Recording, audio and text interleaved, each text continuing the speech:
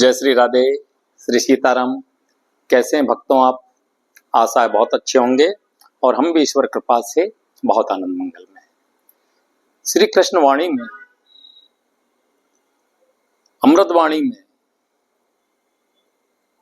आज हम आपके लिए लेकर के आए हैं श्रीमद् भगवद गीता के द्वितीय अध्याय का 41वां श्लोक।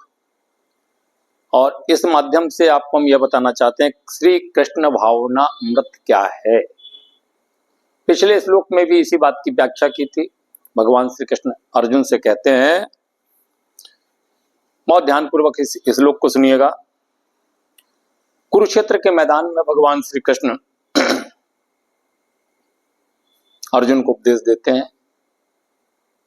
अर्जुन शोकाकुल है, भगवान का सखा है। अर्जुन के मन में शोक है जब उसने देखा कि मेरे सम्मुख बहुत सारे लोग खड़े हुए, गुरु भाई है, गुरु है, पितामह है, भीष्म पितामह है, मेरे कौरव वंश के बंधु बांधव हैं, मैं इन्हें कैसे मारूंगा। इस भाव को लेकर के शोक में हो गया। तब भगवान श्री कृष्ण अर्जुन को उपदेश करते हैं और उनकी यही वाणी श्रीमद् भगवद गीता के नाम से जानी जाती है, अमृत वाणी के नाम से जानी जाती है, श्री कृष्ण वाणी के नाम से जानी जाती है। भगवान श्री कृष्ण अर्जुन से क्या कहते हैं, बहुत ध्यानपूर्वक सुनिएगा। और श्री कृष्ण भावना अमृत क्या है, अर्थात वैवशायात्मिका बुद्धिरेके कुरुनंदन बहुशाखा अनंता बुद्धियो व्यवसायिनाम। अर्थात हे अर्जुन, जो इस मार्ग पर चलते हैं वे प्रयोजन में दृढ़ रहते हैं और उनका लक्ष्य भी एक होता है। हे कुरुनंदन, जो दृढ़ प्रतिज्ञ नहीं है उनकी बुद्धि अनेक शाखाओं में विभक्त रहती है। इस श्लोक के माध्यम से भगवान कहना चाह रहे हैं अर्जुन से, अर्जुन सबसे पहले तो दृढ़ प्रतिज्ञा करो। जो व्यक्ति की दृढ़ प्रतिज्ञा नहीं होता है, दृढ़ प्रतिज्ञा नहीं करता है, उसकी बुद्धि भटकते रहती है, भटकते रहती है, भटकते रहती है। कई मार्गों में उसकी बुद्धि भटकते रहती है। यह दृढ़ श्रद्धा की श्री कृष्ण भावना अमृत द्वारा मनुष्य जीवन की सर्वोच्च सिद्धि प्राप्त कर सकेगा। दृढ़ प्रतिज्ञ और श्री कृष्ण भावना अमृत, जो भी कार्य मनुष्य करे इसी भावना से करे कि मैं भगवान श्री कृष्ण की प्रसन्नता के लिए कर रहा हूं। अर्थात चैतन्य चरितामृत में एक श्लोक आया है, इसके माध्यम से श्री कृष्ण भावना अमृत का अर्थ बहुत स्पष्ट हो जाएगा। श्रद्धा शब्द विश्वास कहे, श्रद्धा शब्द विश्वास कहे सुदृढ़ निश्चय, कृष्णे भक्ति के लिए सर्व कर्म कृत है। श्रद्धा का अर्थ है किसी अलौकिक वस्तु में बहुत अटूट विश्वास होना। जब कोई श्री कृष्ण भावना अमृत के कार्यों में लगा होता है तो उसे परिवार, मानवता और राष्ट्रीयता से बंधकर कार्य करने की आवश्यकता नहीं होती है। पूर्व में किए गए शुभ अशुभ कर्मों के फल ही उसे सकाम कर्मों में लगाते हैं। और जब कोई व्यक्ति श्री कृष्ण भावना अमृत में संलग्न हो तो उसे अपने कार्यों के शुभ फल के लिए प्रयत्नशील नहीं रहना चाहिए।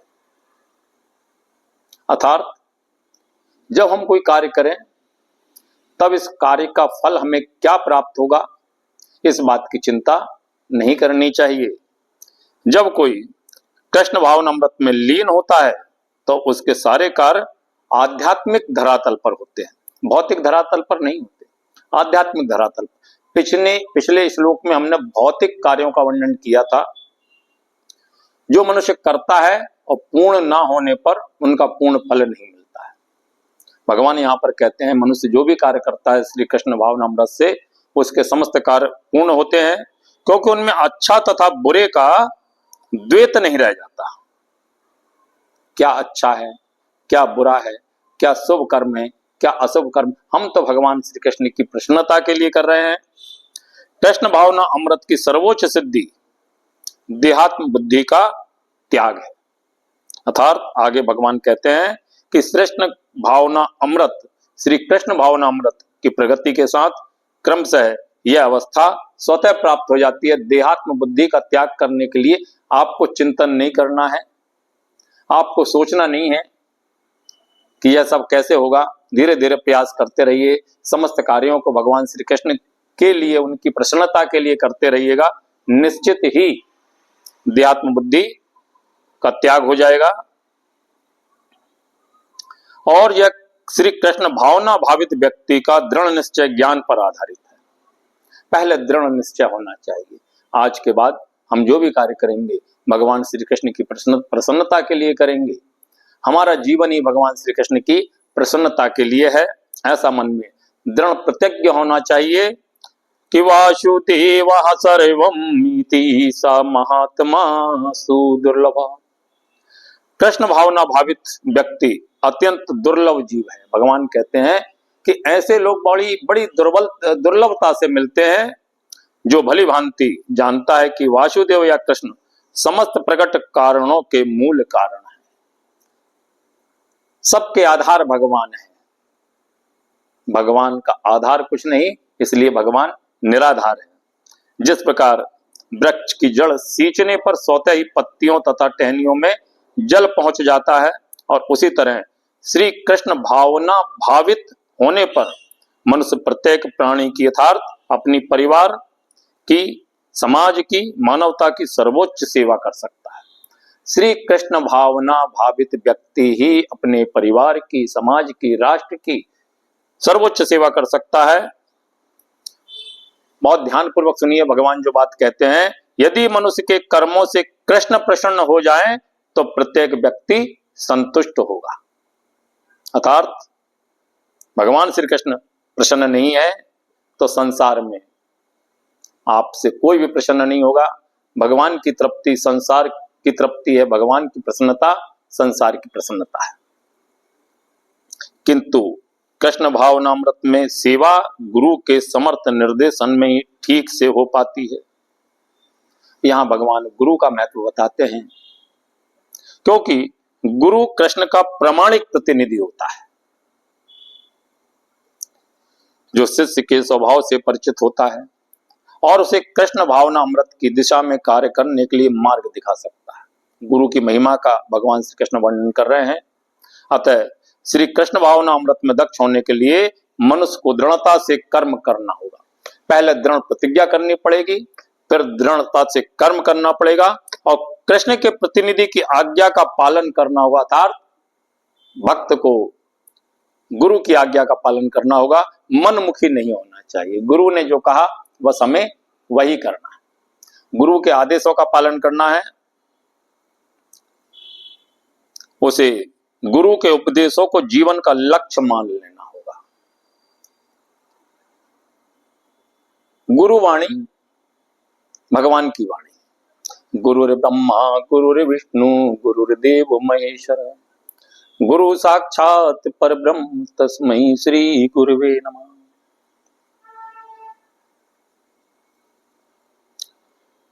संत हुए हैं श्री शील चक्रवर्ती ठाकुर ने गुरु की प्रसिद्ध प्रार्थना में उपदेश दिया है। देखिए इसको भी बड़े ध्यानपूर्वक सुनिएगा।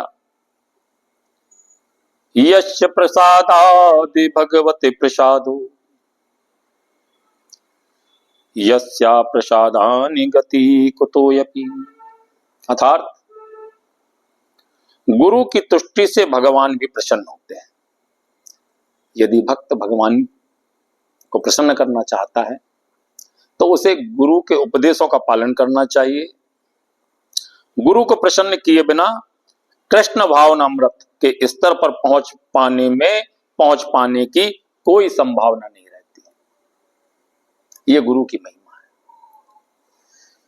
अतः भक्त को सोचना चाहिए, चिंतन करना चाहिए और दिन में 3 बार गुरु से याचना करनी चाहिए और अपने गुरु को सादर प्रणाम सदैव करते रहना चाहिए। भगवान कहते हैं अर्जुन, हे कुरुनंदन, यदि संपूर्ण पद्धति देहात्म बुद्धि से परे सैद्धांतिक रूप में नहीं वरन व्यवहारिक रूप में पूर्ण आत्मज्ञान पर निर्भर करती है,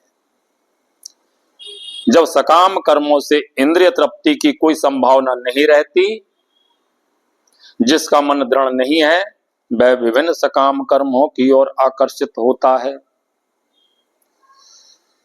तो मित्रों, आपको हमारी यह वीडियो कैसी लगी?